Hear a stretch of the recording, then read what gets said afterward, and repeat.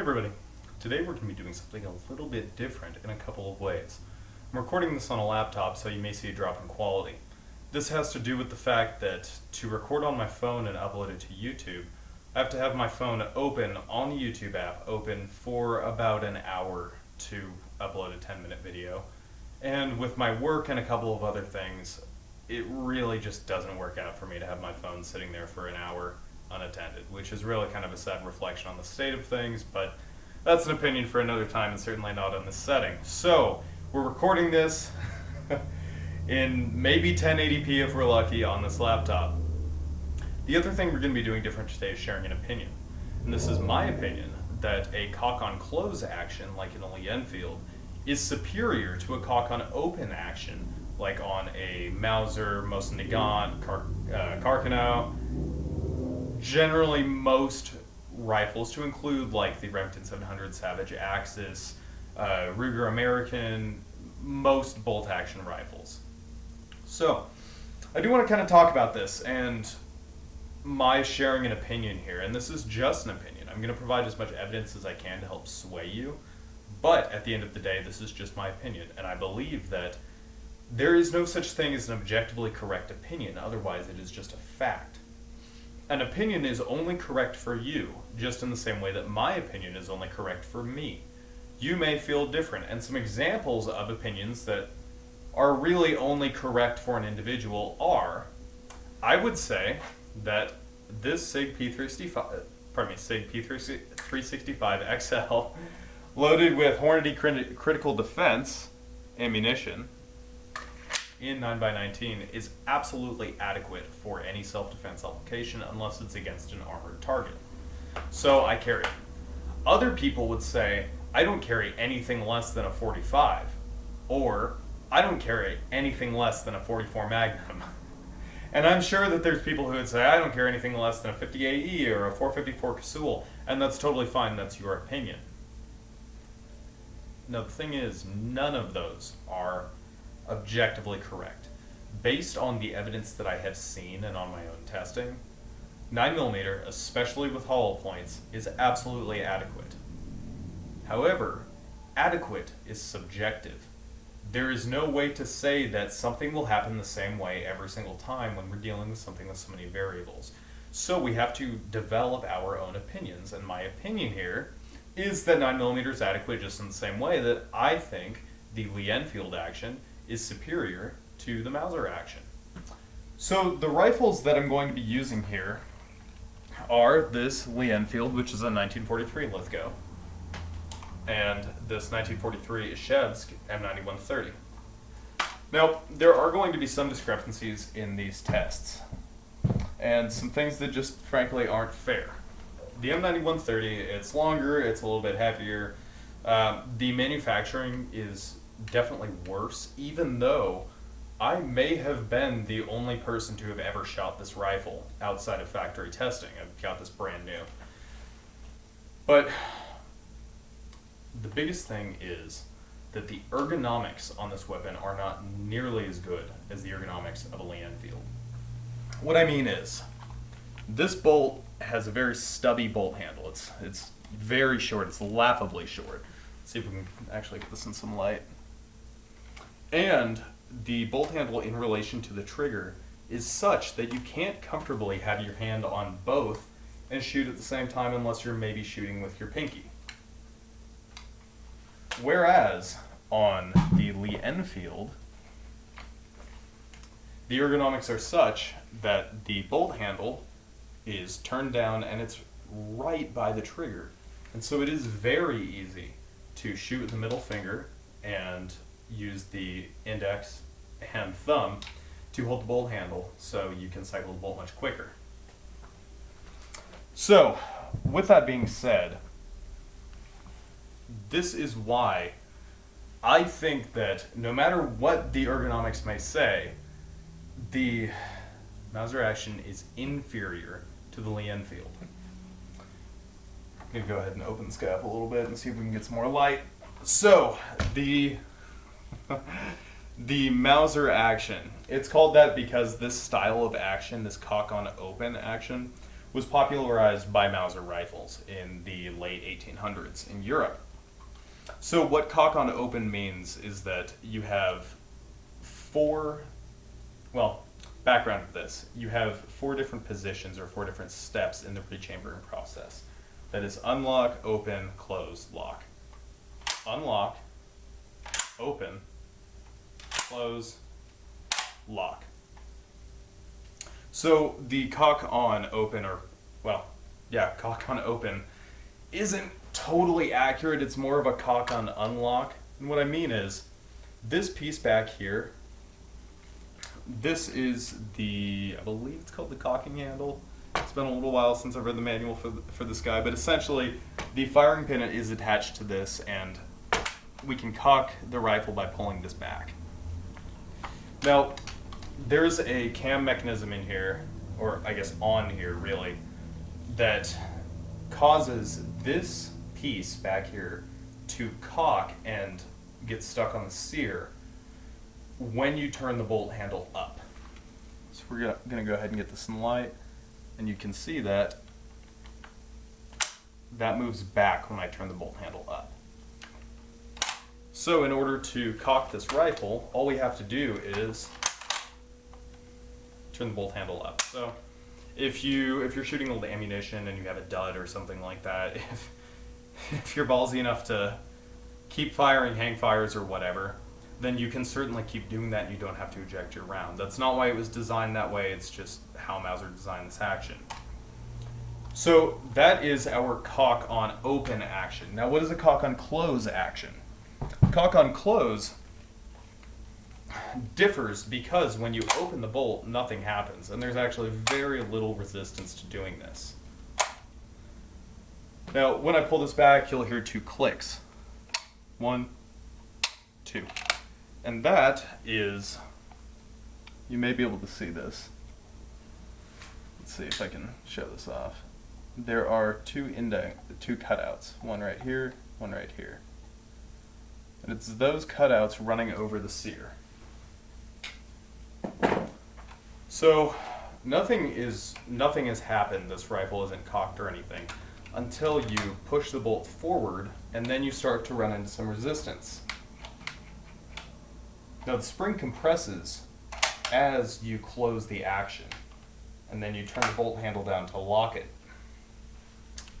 So now if you push our bolt handle up, this is under spring pressure and it's going to go flying back. Or spring tension, pardon me. So essentially that's the difference here. You can also see this in the firing pin, which is back here. So you can see this back piece in the firing pin in relation to the bolt, maybe. So that will stay where it is once we clear our sears, and then when we push it forward, that just stays right there, and then when you fire the rifle, well, I guess we're just going to have to dry fire this. When we fire the rifle, that goes forward. So that's the difference between these 2 actions, and here's why I think this is superior. We could talk about ergonomics. The ergonomics on this rifle is really good, but I've already kind of covered that. So I think first I want to talk about why the other one is inferior. On a Mauser-style, or really any rifle similar to this, in order to open the bolt, you have to apply the most force during the shortest movement. That is this movement. Also, that movement is rotating, and with rotational force you have to apply more torque at the beginning. In some engineering applications, this is great, like on rotary engines. Once you get a rotary engine going, it wants to just keep going, kind of. Whereas on this, you're only turning this bolt handle from 3 o'clock to 12 o'clock. So from here to there. So that's really not far enough to get any kind of, to build up any kind of or I guess to increase the force by adding speed. And so if you've seen videos of people shooting Mauser-styles, oftentimes they will fire around, bring it down to the hip, and smack the bolt open. And that's for 2 reasons. One, it's much easier to do that than to fight the rifle rotating your hands like this, and while trying to overcome this force. And with most nagants,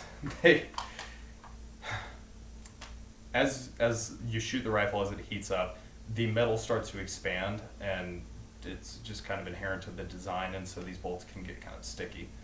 So it is much easier and much more reliable to get the bolt open by just smacking it. So, versus trying to really muscle it. And so I think that in doing that, in having to apply that rotational force and overcome the rotational resistance, it's the worst way to have to use that force. To use that force to compress the spring, that is. Whereas on this guy,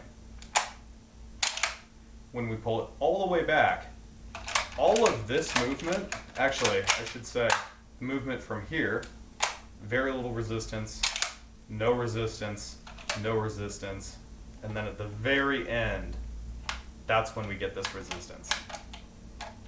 And this is the best way to apply that force. So our example on the Mosin Nagant, having to smack that bolt handle open, and this isn't the only rifle that you have to do it with, it's just a really good example of having to do this. Having to apply that extra force and really get the momentum going, you naturally do that with this rifle. Keep in mind, this is a combat rifle. This is a weapon of war. So this is made to be used in gritty environments, in environments where you're not slowly manipulating this rifle. You're supposed to be manipulating this really fast, hence the existence of the mad-minute drill, in which you're shooting, I believe it's 20 rounds, so one full magazine, reload, another full magazine, in 1 minute on a man-sized target at some predesignated distance. So all of this says that this isn't an action that you're supposed to be really gentle with. You're not merely taking pop shots and working the action like that. It's supposed to be fast. You're supposed to be using a lot of force, and with extra speed comes the additional force that can be derived from that. So my point here is that if you can imagine you have a round in the chamber, these are all snap caps, or if you have a round in your magazine, pardon me, and the round is dirty, your rifle's dirty, you haven't cleaned it in a little bit, maybe there's mud, maybe there's moisture, maybe there's sand in here. If you try to gently push your round in, it might get stuck. So, in order to do this efficiently and effectively, because you're in combat, you're going to want to hit the rifle in as hard as you can, or pardon me, hit the round in as hard as you can. So the point of this is, you already get so much momentum closing the bolt that when you're using this as intended, you don't feel the extra spring compressing, because you already have so much momentum going. So in many words, I think that this mechanism that is found in the pattern 13, pattern 14, the M1970, like the American Enfields, as well as all of the Lee-Enfields, I think that this action is far superior because of this. Because when used as designed, there is no awkwardness. There is no having to smack it. There is no having to overcome this weird rotational force.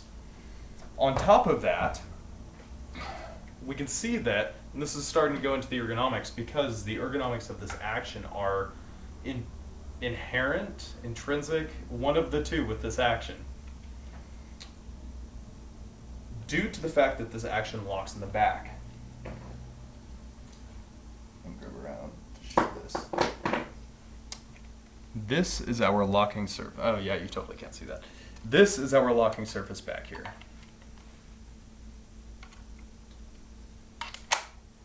It is this shoulder. this shoulder rests against this part of the receiver. So that's what locks this rifle.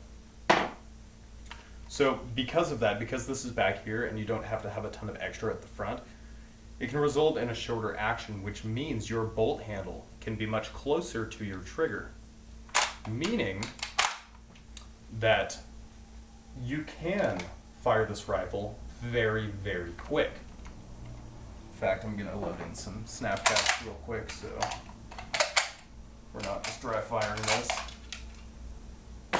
So you can fire this rifle very quick.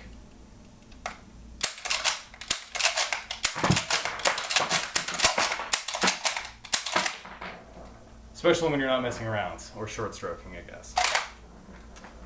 Now, on a Mauser-style, or really on any other Mauser, you just simply don't have that luxury. Like I believe I said at the beginning of this video, you can't really hold this rifle the same way unless you're shooting with your pinky. And even then, when you bring the bolt back, on this one, you can still aim down the sights and maintain the sight picture. However, on some other Mauser actions, you really can't do that. You have to either move your head out of the way or move the rifle away from your face. So because of that, this action is significantly less ergonomic. And just overall, it's a little bit slower. Now, I will mention one thing, and this comes up a lot in discussions. I don't really know why, but it does come up a lot.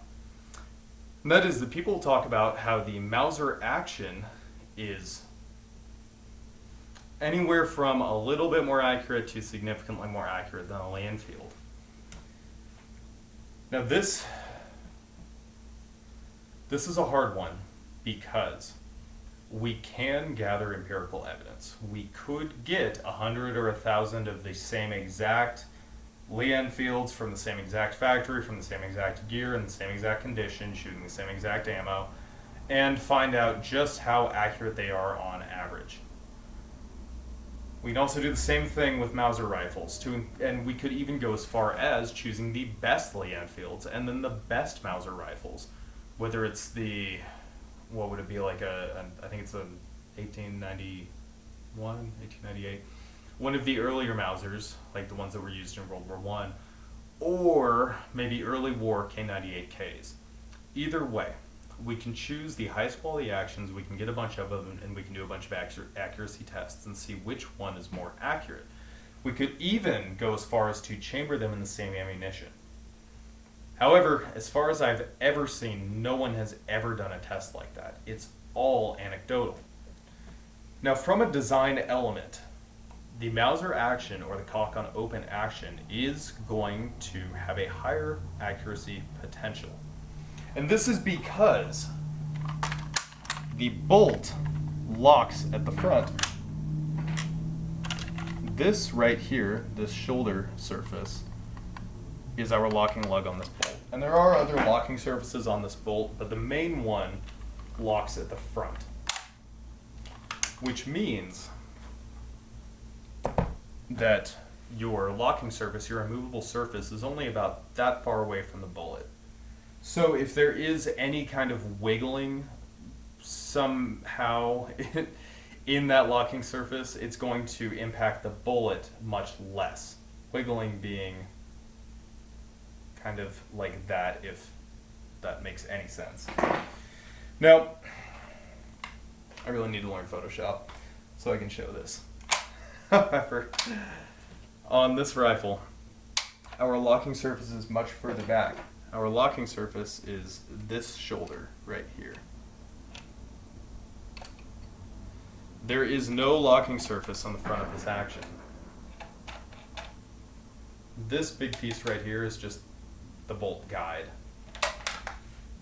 So, theoretically, an SMLE or any kind of Lee-Enfield action or any kind of cock on close action, due to where the locking surface fits, or where the locking surface sits, pardon me, it provides more I guess, more distance between where it locks and the round, allowing for any kinds of vibrations or movements in the action to be translated to the round. Meaning that if you can imagine the round in the chamber, to exaggerate this, if this is our chamber, this is our round. If I move the bolt like this, if the bolt is able to move down, my round is now going to be pointing up. And that could potentially change how it falls and lands in the grooves of the barrel or falls in the rifling of the barrel. It could potentially force the bullet itself to not exit totally straight, but rather be slightly off, just a little bit. And that could potentially translate to lower accuracy. And we know with rifles, small things like that really do start to matter.